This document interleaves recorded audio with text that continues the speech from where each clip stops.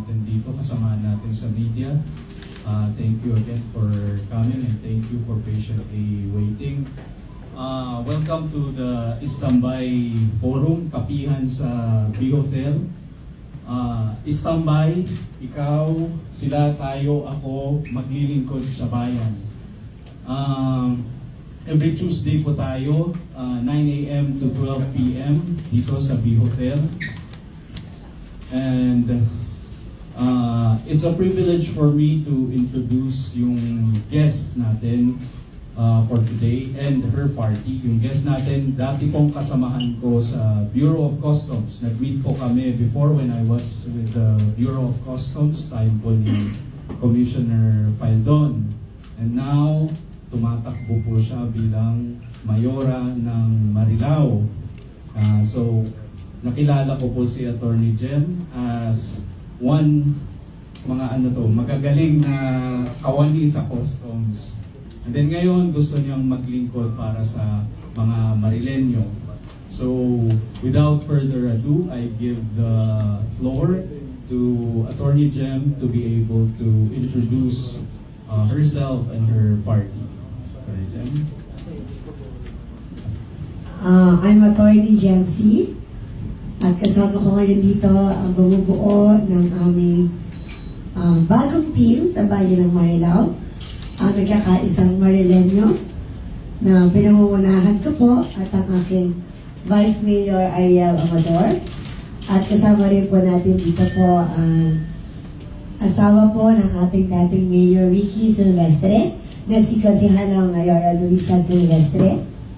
Kaya po kami tinawag na nagkakaisang Marileño kasi dati po ang aking team na Team Pink at Team Red po sa pangunguna po ni Mayor Ricky ay kami po yung dati magkalaban pero ngayon po ay nagkaisa na po kami para po sa bayan ng Manila. At kasama rin po natin ngayon ang ilan po sa ating mga incumbent na councilors, Councilor Vanessa Valdez at si Councilor Madel Hasa. Ang wala lang po ngayon dito ay si ating pong incumbent councilor din po na dating mayor din po ng bayan ng Marilao na si Council Mayor Tito Santiago. Kasama rin po natin ang dating municipal administrator po namin and 6th-term councilor Consi Willie Diaz at yung mga number 1 kagawad po sa kanilang barangay. At dito po si Consi Erwin Salones. Anak din po ng dating councilor po sa bayan ng Marilao, Consi Irma Salones. Number 1 kagawad po ng barangay Tabing Ilog. At si Consi Levy Martin naman po ang number 1 kagawad din po ng barangay Saon. At si Consi Harvey Mediati po ang number 1 kagawad din po ng barangay Abangan Norte. So kami po ngayon ang bumubuo po ng Team Jem RS sa bayan po ng Marilao.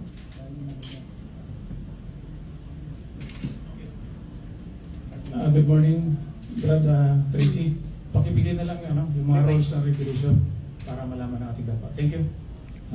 Magandang umaga sa inyo. Kung may mga, mamaya ibubukas natin yung floor sa katanungan ninyo, ang media. Makipag-coordinate lang po tayo kay Mr. Jojo Sebial. Siya ang ating, ang tawag nyo, bastonero ba yun? Hindi. So para lang may order tayo kung sino mauna, susunod, hindi magulo. You are given 2 questions, 1 question and 1 follow-up question. Please introduce your name and your media organization before asking the question. Okay? So, simulan ko lang yung tanong, Mayora, nung ako ay several years ago, inuuwian ako dyan sa Marilao. Sino po? Kahit naman yung sino. Para tayo showbiz. Ganito. Kasi bumababa ako dun sa tabing ilog. Okay. Tabing ilog, then. Ayan po. Tatakbo na ako dun sa puntahan doon. May ang napansin ko po, nung nagpupunta ako ng Marilao, ay medyo yung kalsada hindi pa maayos. Pero that was several years ago. Tapos, ang kulang ata... Ano years ago po ba yun? 80s. Siguro mga Kasi naman, parang 90s. binukin yung edad ko eh. At 2000. Siguro mga at least 10 years ago. So, hindi pa masyadong, ang nakita ko nun, hindi pa masyadong improved yung roads. Tapos, tawag nito, drugs din was rampant pa. Tapos, hospital ang wala. Hospital. Kasi yung pinuntahan ko na hospital eh. Hindi namin malaman kung saan kami pupunta. Okay, so doon sa na-raise ko pong mga issue tungkol sa Marilao, probably you can answer as a mayoral aspirant kung anong improvements o anong plataforma nyo para mapaganda at mapabuti ang kabuhayan, pamumuhay ng mga Marileño. Marileño. Na-mention niyo po yung hospital. Yun po talaga yung uunahin po natin na gawin at patapusin na nasimulan na rin naman po yun ni Mayor Ricky Silvestre. And ako rin po ever since yun talaga yung natin, ang battle cry, yung magkaroon po ng ospital ang bayan ng Marilao. At napakinggan naman nga po yun ni Mayor Ricky Silvestre, nasimulan po iyon. Kaya lang po yung na incumbent po ngayon, hindi po na pagpatuloy yung ospital. Pero pinupukpok po talaga namin yun na may pagpatuloy. Pero ako po, talaga namang ang plano po natin is magkaroon ng magandang healthcare system sa bayan ng Marilao. At una nga po doon, yung pagkakaroon po ng hospital para po libre na po ang magkasakit sa bayan po namin. And then, as to kalsada, na-mention niyo po yung kalsada. Actually, marami po talaga mga roads pa sa Marilao na lubak-lubak, sira-sira. And then, syempre po, yun yung ating papagawa rin po, papagandahin po natin yung bayan natin. And, magkakaroon din po tayo ng mga alternative na daanan para mabawasan po yung traffic. And if possible po, we will check if yung road widening po in cooperation with DPWH po na magkaroon din po tayo ng road widening sa certain areas. So, ilan po yan sa ating mga sagot sa mga na-mention po problema. Kabuhayan in terms of in general, para po tumaas yung antas na pamumuhay ng mga kababayan po natin, ay magkakaroon din po tayo ng karagdagang trabaho, kabuhayan, and syempre po, pangarap din po natin, kasama po ng ating vice, siya po ang ama ng scholar ng bayan, na pag tayo po ng kulang sa ating bayan, ay yung mga scholar po ngayon, dadagdagan pa po natin. And pangarap po natin na dumating ang araw sa bayan ng Marilao, lahat ng batang Marileño, scholar ng bayan. Dahil sa bayan namin, pangarap po namin na magkaroon po ng libreng pag-aaral hanggang college at magkaroon po ng university sa ating bayan para po yung mga Marileño, batang Marileño, hindi na po aalis sa bayan ng Marilao. Doon yung pag-aaral at libre po.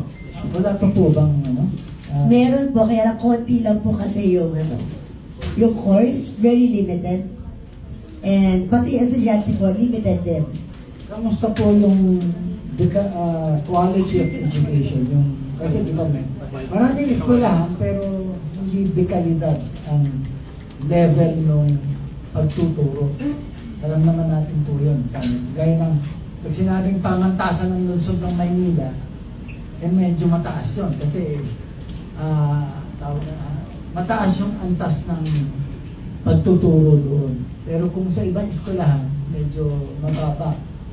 So, ganun po ba ang ating planong gawin sa Marilao? Of course po, bilang isang first-class municipality, dapat po ay first-class din dapat ang level ng education sa bayan po namin. Tapos ito, last ito, may ilog doon Marilao River. Sikat po yun. Sikat, ang river po namin. Kasi dati doon, nalalakaran yun Kasi daming basura malalakaran. Sikat po tayo sa Marilao, one of the dirtiest river in the whole world. Yun. I just want Yes. to, may plano po ba ang kayo, kung kayo ang nanunungkulan? Kasi apparently, hindi nagagamit yung PSF. Yung People's Survival Fund na pinoprovide ng Climate Change Commission. Yan 2 billion pesos na pwedeng applyan ng isang LGU, magagamit nila sa programang mitigation and adaptation na for climate change. Apparently, hindi nga lang pumapasa yung iba kasi may mga requirements din. So, yun, inform ko lang kayo kasi yung river talaga ang biroan nun, malalakaran mo, hindi ka malulubog sa dumi. Sa mababaw lang po ang ilog po namin. Pagka tumalog po kayo doon, di po kayo aanurin, doon lang din po kayo matatagpuan sa kayo bumagsak. Parang po pala. Ito lang po ang ilog ng Marilao. Pero- I would like to open. Yeah, of course, syempre po, plan po natin na ayusin po yung ilog po natin. Ilinisin po natin. And marami naman po tayong mga nare-research din na how to clean the river. And of course, our river needs dredging. Kasi po sobrang babaw na po niya ngayon. Sabi nga po nila, as I said earlier, pag doon po nag-suicide ka doon sa may tulay, kung saan ka bumagsak, doon ka na lang, mababaon. Hindi ka aalurin man lang. So, I think kailangan ng constant dredging din po na ating pong river para makatulong din po sa baha sa bayan namin. Kasi lagi rin po kami binabaha doon sa malapit sa river and sa bayan. So, sapat pa bang fund? Doon sa hospital po, tertiary? Is it going to be a tertiary hospital? Yun po ang plano po natin. May budget? Malaki naman po ang budget po ng Marilao. We have, magkano na tayo ngayon, guys? 1.4 billion pesos. And siguro naman po with our connections din naman po, we can get additional funds sa national and other government agencies. So, I would like to open the floor to our friends from the media. Okay, Mr. Jojo Sebial po, kung may katanungan tayo. Bago muna sila, ako muna. Thank you so much sa Tracy Cabrera, ang partner. At salamat din po sa ating mga bisita ngayon, lalo na po kay Attorney Jimmy Nasi, na nakita ko rin ng personal. Thank you so much, ma'am, at sa lahat ng mga grupo. Kilala ko na iba dito kasi mga kababayan kong iba dyan. Okay, thank you. Ang tanong ko lang po, kay tumatakbong Vice Mayor ng kaibigan, si Ariel Amador. Konsi, no? Matagal kitang nakilala at nakita ko naman yung mga performance at ginagawa mo. Hindi ka naman siguro iboto ng bayan ng Marilao kung hindi ka karapat-dapat. Ngayon, ano po ba ang sa tingin mo, maliban sa binanggit po ng ating pong isang kandidato na si Attorney Jimmy Nasino, na pwede mong iambag sa bayan ng Marilao? Kasi sa totoo lamang po, ilang mayor na pong naabutan ko ron, maganda naman po ang nagawa nila. Nagkaroon po kayo ng bagong municipal hall, di ba? At iba pang mga projects. So, kung sakali po, at alam ko naman, maupo kayo. Dahil ito nga yung grupo na sinasabi yung unity team eh. Di ba? Ang bigat po nito, pag sinabing unity team, parang si Bongbong Marcos sa Sara Duterte, I hope na hindi maghiwalay. Kung si Ariel, balikan natin, ano po ang pwede niyo pong maiambag kung sakali po kayo ang maging manalo bilang Vice Mayor po ng bayan ng Marilao, Bulacan? Maraming salamat po, kasamang Jojo. Actually, in 5 terms po ng pagiging konsel ko, tumutok po talaga ako sa legislation. At yan naman po talaga yung trabaho ng isang konsehal na gumawa po ng mga resolusyon at ordinansa. Hindi po kasi ako yung naging lumalabas madalas para po magpamigay ng ano-ano at hindi po ako nagpa-project ng mga ng pangtalian lang na project. Ang tinutukan ko noon in 15 years ay yung po mga long-term project. Kagaya po nung sinabi nga po ni Attorney, ang inyong po lingkod ay ang ama ng Scholar ng Bayan na inordinansa po namin ito ng 2007 dito sa Willie Diaz na nagsimula po kami ng 500 student lamang po. And then ngayon po ay nasa 6,500 na po ang Scholar ng Bayan na napapakinabangan po ng nasabing ordinansa.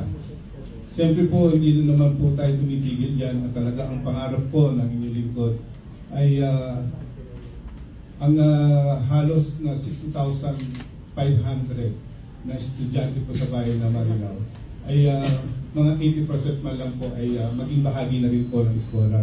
Pagkat alam po natin na malaki po ang pondong kakailanganin dito, pero siguro po sa pagtutulong-tulungan po namin kung sakali baka po ma-achieve namin itong goal na to. At yun nga po, at gumawa rin po ako ng isang resolusyon kung saan makatulong din po sa ating mga kabataan na gusto po talaga makatapos ng pag-aaral. Kaya po pinupus ko na magkaroon po kami ng State University sa bayan ng Marilao. Yan po talaga yung po pangarap at meron na pong isang pilantropo na mag-donate ng lupa upang tayuan ng itong State University.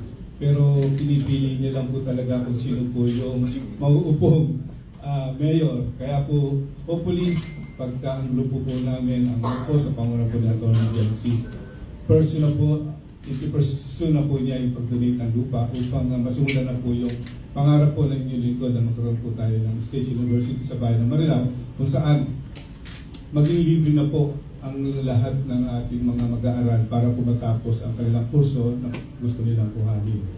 Yan po. Yan po yung isa talaga pong ang pinapangarap ng inyong lingkod. At ang isa pa po yung pong yung po talagang problema sa amin yung traffic. Actually, ang traffic po sa amin talaga kahit saan lugar medyo malala na rin po talaga.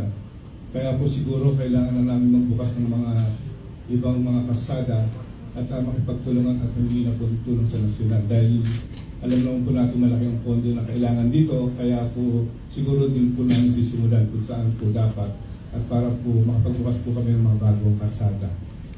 Salamat po. Magandang umaga po, nauliliwanag ng Balitang Tabloid and Diario Pilipinas. Kahit sino po pwede sagutin ang ating mga bisita.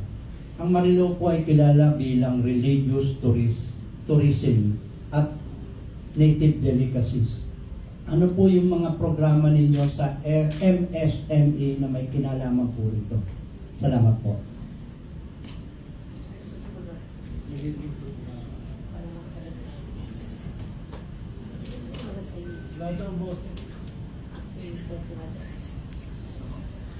Ang bayan po ng Marilao ay kilala nga po, katulad ng nasabi ninyo, na isang religious, tourist na spot with maraming delicacies po na masasarap talaga. At naniniwala po kami na sa pagkakaisa po ng Team Jan at Team RS, ang small, medium, micro enterprises po ng bayan ng Marilao ay talaga pong ma-activate, mas makakapagbigay po tayo ng livelihood, hanap buhay po. Matagal na pong plano ni Atty. Jen yun sa kada sitio or barangay po sa aming lugar na meron po silang certain product na gusto po nilang i-enhance, i-promote at sabi po ni Atty. Jen, ang plano natin doon, maging kakanin capital po ang bayan ng Marilao na i-improve po ang branding, ang marketing, and syempre po, yung sales po mismo ng mga produkto. At doon po ay mas marami po tayong kababayan na mabibigyan ng trabaho at hanap buhay. So, salamat po.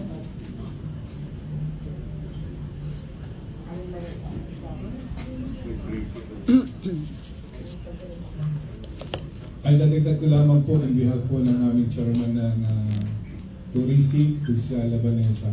Actually, meron na po kami isang ordinansa na yung Kakanin Festival na yan po ay taon-taon ginagawa namin ito para po sa pagkilala ng aming pong bayan sa larangan po ng mga delicacies. At yun nga po, every year po ito ginagawa po sa bayan ng Marilao. Tuwing kailan po yun? Ano ba? 2 years ago na po, ito ay yan na po. Ginagawa po ito sa araw po ng kapistahan ng ating patron na San Miguel every May po ng taon. Sa SM po ito ginagawa. At katunayan po nung this year, meron pong pinakamahabang kakanin na nilatag po ang festival na ito sa SM Marilao. At ito po ay dinaluhan din po ng iba't ibang bayan dito sa amin po sa Bulacan. Nilaban po sa Guinness World of Record. So far hindi naman. Hindi naman po. Sa time na po namin, talaga pong plan po natin is maging kakanin capital ang bayan ng Marilao. So, full support po tayo sa mga SMEs po na gumagawa po nito. And sabi nga po nila, lagay ng kakanin festival, kaya lang wala po ingay eh. Hindi siya sumikat. Kulang sa pakulo, promotion. If I will lead our town, gagawin natin bongga ang festival na to, nakikilalanin natin sa buong Pilipinas. Diba? And maybe sa buong mundo na mayroong something kaming gagawin na kakaiba na dito mo lang sa Marilao matatagpuan para makilala po yung bayan po namin. Kailangan lang po ng magandang promotion, marketing, and a bright idea na dito lang to sa Marilao. Itong merong ganito. Yun ang po. Dagdag follow up lang po tungkol sa negosyo pa rin. Kilala po ang Marilao sa poultry, sa babuyan, and then feeding company, ma'am. Napakarami po yan. Ano po ang mga programa nyo rito para yung mga inyong mamamayan ay maayos? Kasi kadalasan kasi pag may mga nagsasabi na marumi at mabaho raw sa pag dumaan doon sa along NLEX pa-exit po. Thank you. Actually, sa ngayon po kasi, meron po kasi ordinansa pinalabas ang probinsya. Wala na po kasi piggery, poultry sa bayan ng Marilao kasi po ay pinagbabawal na po ito sa aming lalawigan. Meron lamang po certain municipality na inallow ang ating pong probinsya para po dito sa mga piggery and poultry area. Ang alam ko po sa San Miguel, San Rafael, yung pong mga lugar po talaga na hindi po siya para po hindi po siya maging affected po ang ating pong mga kailugan. Okay, good morning po. I'm Terry Alpa po from DWWD Armed Forces Radio. Ang tanong ko po, kumusta na po ang peace and order situation po sa Marilao? Kung meron man pong problema, ano po ang balak niyong gawin?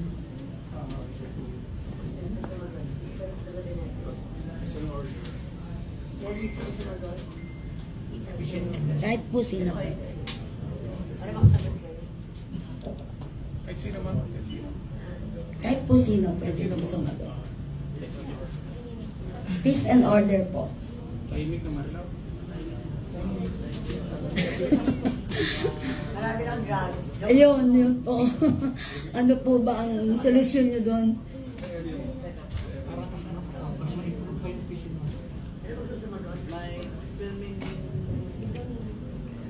Kahit sino po.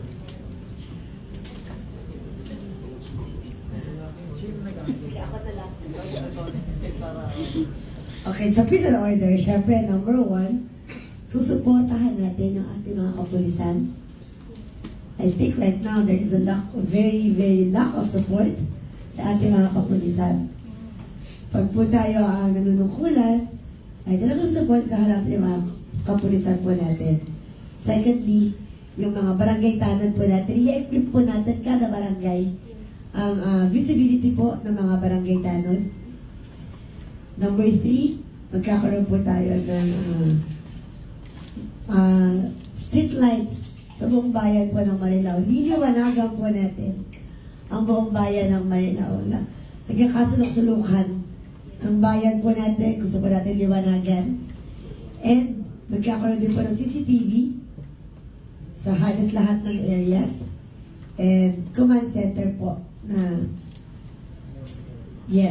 mas pinalakas na command center po para po maiwasan po yung krimen, no? Kasi lalo na po pag may CCTV kasi pag talagang alam mo na kada sulok may CCTV, iwas pong gumawa rin po ng krimen yung mga tao kasi alam nila mahuhulit sila dahil meron CCTV. Follow-up question po, ma'am. Nabanggit niyo po ang droga. So, siyempre po, mga biktima po niya, mga kabataan. Meron po ba kayong mga gandang programa po na pwedeng maging libangan po ng inyong mga kabataan para maiwas po sa droga? Thank you po.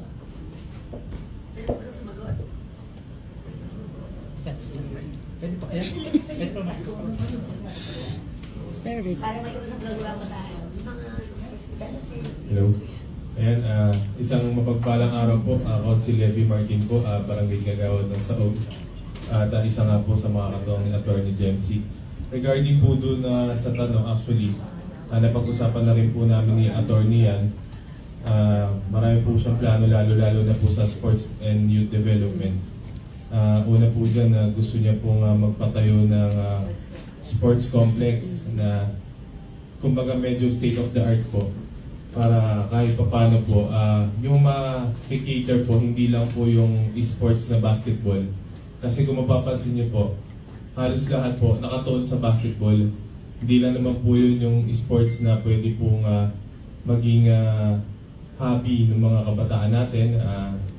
Yung sports complex po mag-cater po ng iba't ibang sports, basketball, volleyball, badminton, table tennis, so on and so forth po.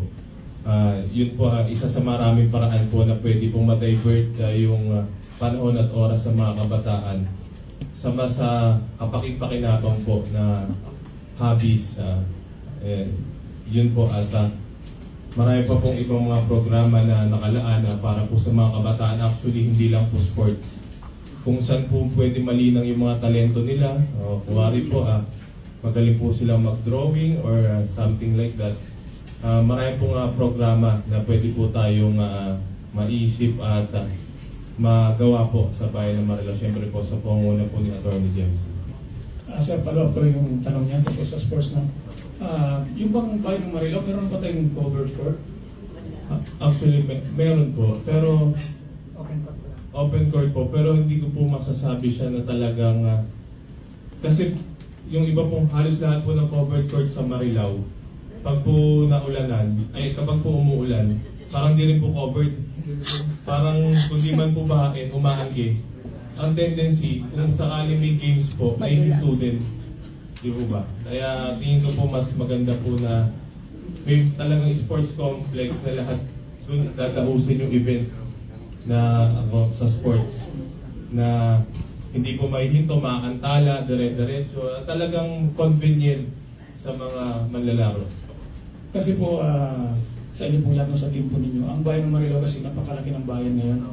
Unlike before, nung bago ako dyan talaga, ang munisipyo nun doon pa sa 5, ngayon bago na po. Tapos nakita natin yung improvement, puro na po Attorney Jim, sino ang Marilao ngayon, halos karamihan mga subdivision, nakita ko na ano po ninyo. At ano po bang mga programa po? Kasi sila, meron man silang kakayahan para mag-provide sa sarili nila, pero lumalapit pa rin sila para sa karagdagan nila mga gastusin sa pondo po ng mga homeowners. Kung kayo po ay palarin, at alam ko naman papalarin kayo, ano po ang pwede nyo maitulong po sa kanila? Maliban po sa lumalapit po ang mga tao sa inyo. Tulong ma'am, kung sa alibawa, tulad yan ma'am, yung mga, di ba yung mga subdivision na, ano na tawag ito, parang i-turn over na po no, sa government. So, kanilang mga road, no, kalye nila, at iba pang mga facility nila. So, pag hindi kaya po ng mga homeowners, pwede po ba silang lumapit sa inyo at humingi po ng tulong? Salamat po. Definitely naman po. Siyempre po bilang punong bayan, kung papalarin po tayo, lahat naman po ng problema na nakasakupan natin ay pipilitin po natin na solusyonan. And including nga po dyan, yung mga subdivision na na-turnover na po sa bayan po ng Marilao. Of course, pag po na-turnover na po yan, yung kalasada, kailangan po natin ayusin, paliwanagin siya. And yung mga common areas, di po pa na-turnover na po. Normally po, ngayon po, marami na po rin lalagay po ng covered court sa bawat subdivision. Pero majority po ng covered court namin ay nanggaling po sa Kapitolyo. Pero pag tayo po naman ng kulang, pwede naman po isama rin po iyon. Yung magkaroon po tayo ng mga covered court kada subdivision or barangay. Ayun po. So, kung ano po yung support ang kailangan po nila, bibigay naman po natin. If I may add po kanina dun sa about mga covered court na po na yan. Kasi po ngayon, wala pa po magandang coin talaga ang Marilao na pwede kang magdaos ng isang magandang okasyon. Like me po, I'm a team owner sa MPBL, sa Maharlika Pilipinas Basketball League. Yes. And before that, kami magsali sa iba pang liga. But the problem is, one of sa MPBL, ang isang requirement, we are the pioneer, one of the pioneer team owners mo kami ng MPBL, the first 10 teams na lumahok sa MPBL ni Senator Manny Pacquiao. We are one of that. And one requirement po doon is magkaroon po dapat meron po tayong home court. Kasi po diba sa MPBL is iba-ibang bayan, iba-ibang home court. Sad to say, kaya hindi pa magkaroon ang Marilao ng team kasi wala po kami home court na pwede pagdausan ng isang National Basketball League. Wala po kami magandang sports complex or coliseum. Kung meron mga covered ko, wala mga upuan, diba? So as in maglalaro ka lang, kulang po talaga yung facilities namin when it comes to that. Singit lang ako.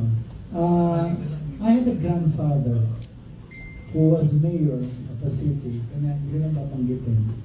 He was mayor for 30 years. Parang pa ni Ferdinand Marcos.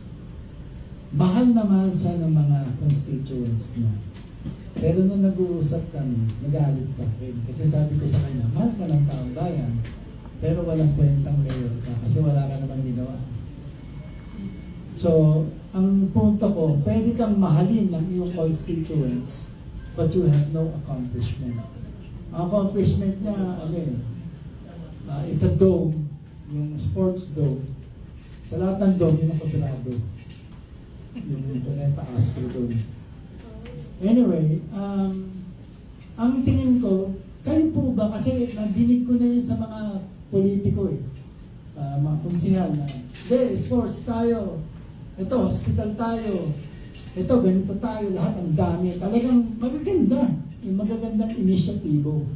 Kanya yung at the end of the day, ang nakita kong problema sa ugaling Pilipino, sa simula maganda, sa bandang huli wala na. Nawawala na yung maintenance Ang ganda-ganda ng sports complex. After 2 years, 3 years, dilapidated na. Kumbaga, wala, hindi naaalagaan. Now, ang pananaw ko kasi, bilang mga nanunungkulang opisyal ng isang lugar, kahit na barangay lang, ikaw ay ipinuturing na ama o ina o magulang ng iyong mga nasasakupan. That is the only way para malaman mo kung paano at ano ang dapat mong gawin para makapaglingkod ng tapat at maayos. Kayo po ba ay handa na maging magulang ng mga taga Marileño? O baka naman ngayon lang tapos yung pala nag-divorce na later on? Of course po, nung pinasok po natin ito, ay talagang handa po tayo na mag-lingkod. Ako po, as a person, if you know me, I always mean what I say, and I say what I mean. So pag sinabi ko, gagawin ko. And that is one thing that I can promise yung mga kababayan ko sa bayan ng Marilao. And so far naman, di ba po ako nabibigyan po ng pagkakataon na maglingkod. But I can assure you po na pag ako ay nabigyan ng pagkakataon, ay hindi po kayo magsisisi. Kasi sipo at pinita po. Yan. At syempre po, sa bayan ng Marilao ay gem na po tayo sa paglilingkod.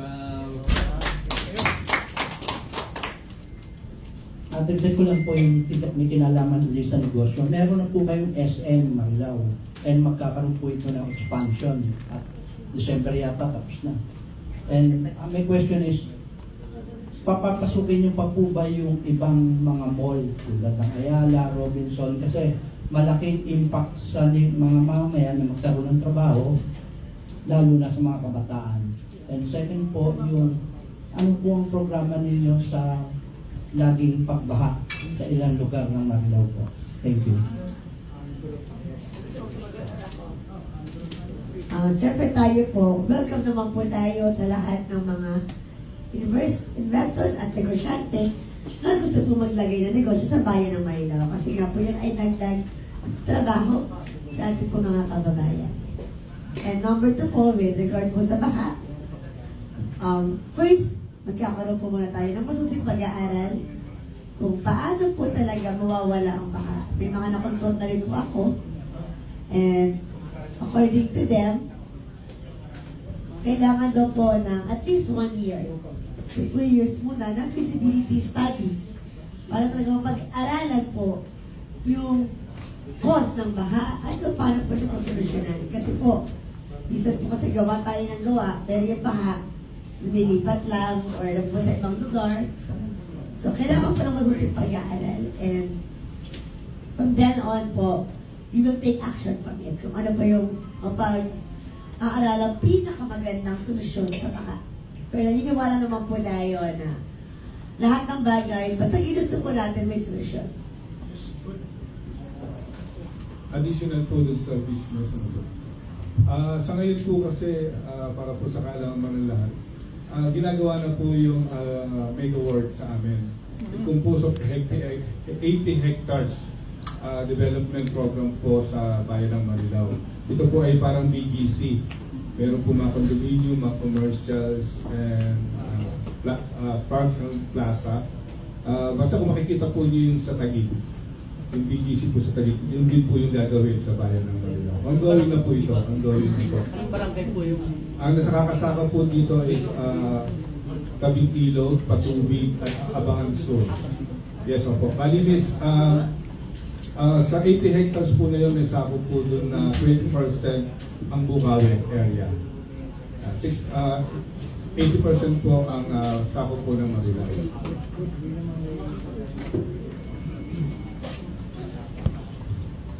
Excuse me, ako muna, bago siya.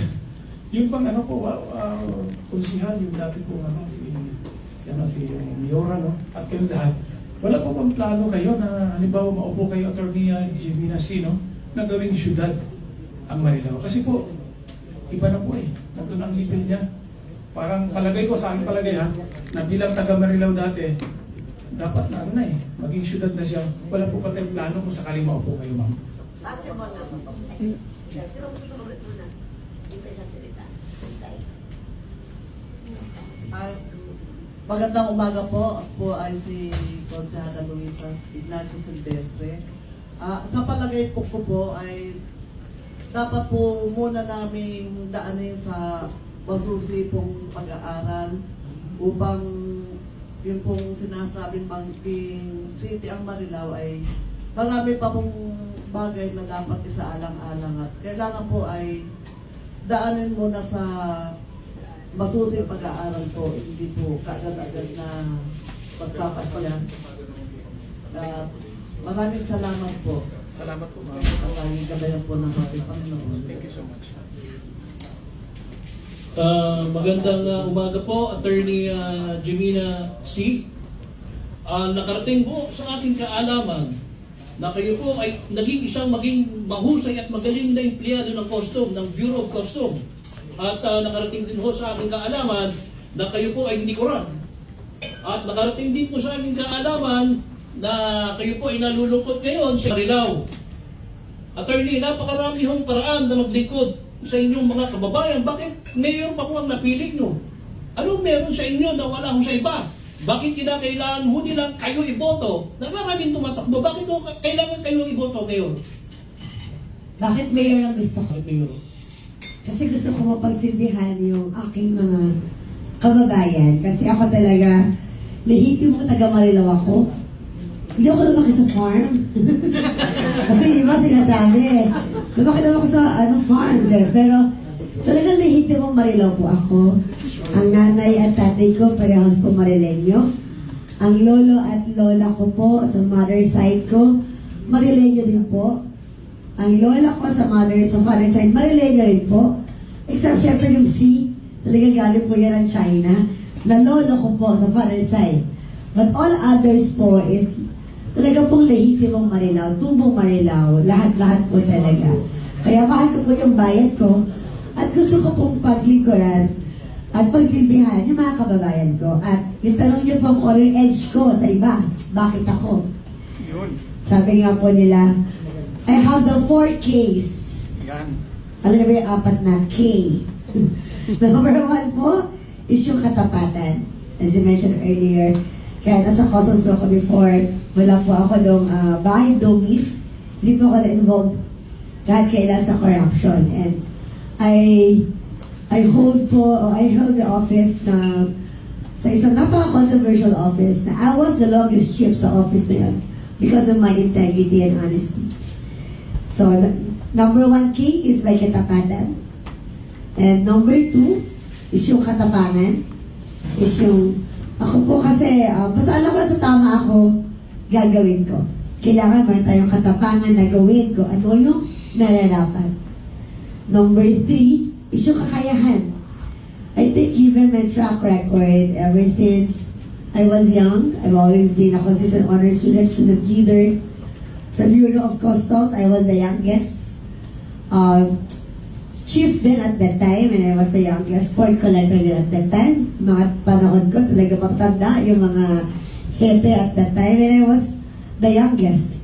So, I think yung kakayahan nandun din. And number 4 po, is syempre yung kagandahan ko. Diba? Kaya, I think I have the K, yung mayor ng bayan ng Marilao. Para may iba naman. Thank you po. Follow-up question po, attorney. Since kayo ho ay tumatakbo ngayong mayor ng Marilao, ano ho mapapala sa inyo ng yung mga kababayan doon sa Marilao? Sila po ba ay talagang makakaasa sa inyo sapagkat ang dami niyong sinabi. Meron ho kayong ospital, meron ho kayong edukasyon, meron kayong healthcare, meron ho kayong palalakihin ho kung ano ng mga sports center. Yun ho ba ay maaasahan nila o sa panaginip na mayor? Actually, mga nabanggit mo, ilan lang yan. Pero mas marami pa tayong programa. Kasi kapag siguro lahat ng programa namin, diniscuss natin, ay kulang maghapon ngayon. But anyway po, sa ating mga programa and yung mga main projects po natin, I will make sure na gagawin po natin at i-achieve po natin yan. Sabi ko nga po kanina, I always mean what I say, and I mean what I always say what I mean, and kanina po, I always say what I mean what I say. So kung ano po yung sinabi ko, ay gagawin ko po.